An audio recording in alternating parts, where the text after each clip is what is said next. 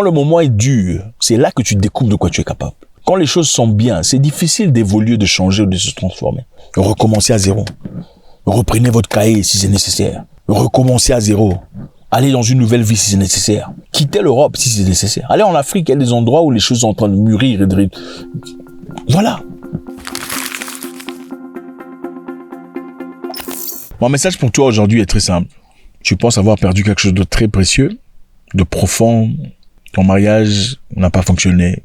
Ton business est tombé en faillite. Tes projets sont engloutis dans l'eau. Tu peux reconstruire ailleurs. Ce que tu crois avoir perdu à gauche, tu peux récupérer à droite à plusieurs reprises. N'abandonne pas. Tu as perdu des choses précieuses. La personne la plus proche de ta vie t'a tourné le dos. Tu es tombé dans un pétrin incroyable. Tu as perdu un boulot, une opportunité, un moyen de se faire de l'argent qui marchait et fonctionnait très bien. Crois-moi, tu peux reconstruire ailleurs. Quelquefois, les gens quittent leur pays pour aller ailleurs. Et ils y trouvent le bonheur. Personne n'a dit que tu es censé vivre et mourir dans ton pays de naissance. Personne n'a dit que la fin de l'histoire, c'est dans ton pays de naissance. Personne n'a dit ça. Les Indiens le comprennent très bien. Tu peux reconstruire ailleurs. Je ne vous encourage pas d'abandonner d'où vous venez. Je vous dis que vous pouvez reconstruire ailleurs. Peu importe ce que vous avez perdu. C'est un mariage. C'était bien. Les histoires ont complètement changé plus tard. Il y a quelque chose pour vous quelque part. Vous savez, le Créateur donne à l'être humain beaucoup d'outillage, beaucoup de talent. Mais généralement, qu'est-ce qu'on fait? Généralement, on prend l'outillage ou le talent qui nécessite le moins de travail. C'est sur ça qu'on se penche. Dieu donne, si c'est Dieu qui donne des talents, qui donne des capacités, des possibilités, il en donne plusieurs à chaque humain. Plusieurs. Mais c'est nous qui choisissons l'option la plus facile à manager. L'option qui ne demande pas de travail. L'option qui ne nécessite pas la lecture, la connaissance, les recherches. L'option la plus naturelle. C'est là qu'on se penche. Mais généralement, on nous donne plusieurs histoires. Votre carrière de musique n'a pas réussi, il y a autre chose. Croyez-moi, peut-être que vous avez de la capacité de création d'histoire, vous avez de l'engineering en vous. Mais il faut un peu de travail. Ne vous négligez pas. Ne négligez jamais le travail. Je me souviens à un moment donné dans ma vie.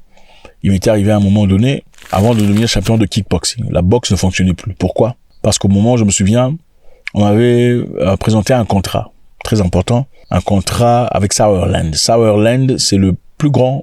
la plus grande entreprise de boxe, promotion de boxe en Allemagne. De gros contrat. Ok. Mais on m'a dit, tu n'as qu'à gagner un seul combat. Ok, ma première à l'époque, c'était en Afrique du Sud. Tu gagnes un seul combat contre Joseph Nagui et puis tu viens signer un grand contrat ici. Moi, je me disais, c'est facile. Nagui, c'est un petit. Nagui peut pas enfin, écoutez, Nagui, regardez-moi. Moi, je sais que j'ai le punch. Regardez comment je tape les gens. J'ai le punch. Quand les gens vous disent, c'est un boxeur, tout ça là, ils ne savent pas de quoi ils parlent. Ce sont des fanatiques qui sont en colère. En fait, ils sont tous mes enfants. Ils sont tous mes enfants. Ce sont les enfants en colère avec leur papa. Mes fanatiques en colère avec moi, puisque je dis, vous savez, quand quelqu'un que vous aimez dit quelque chose qui vous fait mal, ça vous fait très mal. C'est ça. C'est simplement ça. Ne vous en faites pas. Je suis un très grand combattant. Je le sais, j'ai pas besoin de le justifier. Alors, c'est comme ça que je tape les gens. Joseph Nagui, pour moi, c'était n'importe quoi. C'était un type que je balancerais dans un rang, une seconde. Mais à l'époque, je m'amusais comme pas possible. Je me suis fait un peu d'argent. J'achetais des voitures. Je prenais de la bière. Je n'en avais pas l'habitude. Les femmes et tout le bazar. Je n'en croyais pas à mes yeux. Je partais en boîte de nuit. Je bloquais une section. Je prenais 35 personnes avec moi et j'achetais 64 bouteilles de champagne. C'était ça la vie que je menais. Parce que je savais que l'argent arrivait. L'argent arrivait. Alors à l'époque, le promoteur de boxe avec qui je travaillais, Tinus, un homme bien, un blanc, avait vendu la promotion à un noir riche, ok? Et moi, il m'a dit, écoute, la promotion maintenant appartient à il m'a présenté à la personne, ne t'en fais pas, rien ne va changer, ton argent ne va pas changer, les histoires continuent, on attend que tu gagnes le combat contre Nagui.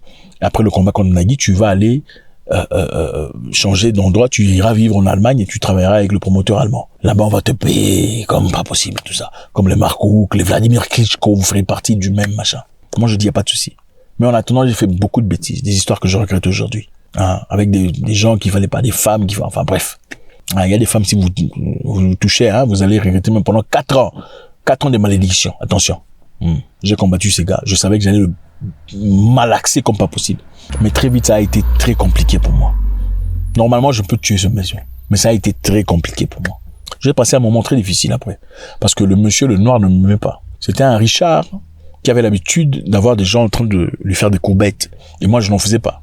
Et ça l'énervait. Il m'a retiré tout ce que j'avais, la voiture de promotion, Il m'a retiré le contrat et tout le bazar. J'étais nulle part. Mais ça a été le moment crucial de ma vie. C'est ce qui m'a fait rappeler, m'a poussé à penser qu'il n'y a pas seulement une seule option. Dieu te donne beaucoup des choses en avance. Mais généralement, on choisit de se servir seulement de la chose la plus facile à manipuler. Je me suis lancé, je me suis rentré dans les études. Ok. Ingénieur informatique, ingénieur de réseau, cyber security, architecte. Aujourd'hui, j'ai une entreprise de cyber security qui travaille avec des institutions financières, avec des assurances et tout le bazar, des institutions gouvernementales. Dans quel objectif? De protéger leurs données. Ok. Aujourd'hui, on me dit, j'en viens de m'appeler en Tanzanie. Écoutez, si je n'étais pas passé à travers ce moment difficile, ça c'est pour parler de très peu, parce que j'ai beaucoup d'ennemis, si je sais. Les gens veulent savoir ce que tu fais pour qu'ils partent détruire. Je ne dirai pas. Voilà. Faut garder secret. Mais pour la provision, voilà ce que je vous dis. Si je n'étais pas passé à travers ce moment difficile de ma vie, je ne serais jamais devenu, en tout cas, une partie de ce que je suis aujourd'hui. Vous pouvez reconstruire ailleurs.